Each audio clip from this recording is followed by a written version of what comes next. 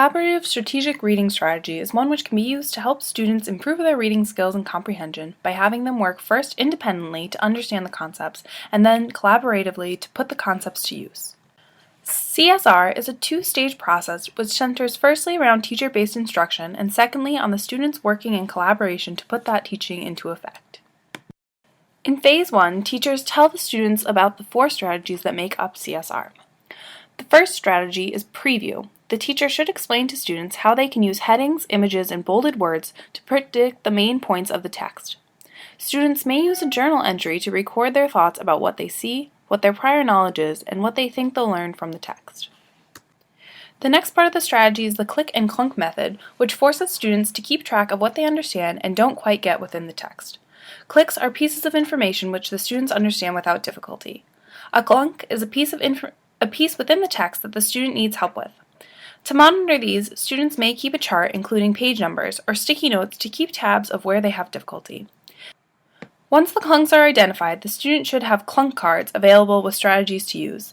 Suggested strategies are rereading the passage, using context clues, looking at the word's prefixes and suffixes, or breaking the word apart. If these strategies don't fit your own classroom, you may want to create different ones. In some classrooms, the focus of clunk cards may need to be tailored to look at large concepts more so than individual words. Get the Gist is a third strategy, which has students summarize sections within the entire text as they move along. Depending on the reading level of students, they may need to work paragraph by paragraph and gradually work into summarizing larger sections of the text. Students should focus their gist on firstly who is important and secondly what about them is important. The final part of CSR is to have students ask questions and review the information they just read. There are 2 parts to this. Firstly, students act as teachers and make questions about the reading. Finally, the students should review the information they learned from the text and write down what they feel is most important from the section. The second stage of CSR is to apply the skills the students learned in Phase 1 in a team setting. Each of the strategies is turned into a role that students are assigned: the leader, the clunk expert, the gist expert, and the announcer. The leader of the group may be given a cue card to better direct the discussion. To keep track of the information, students should keep a record of everything they discuss in the group. This log is a basic model for what a journal entry may look like.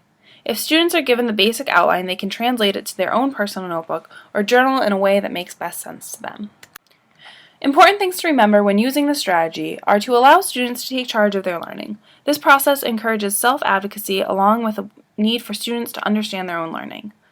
Also remember to monitor where the students are in the learning process, even though they may be working independently.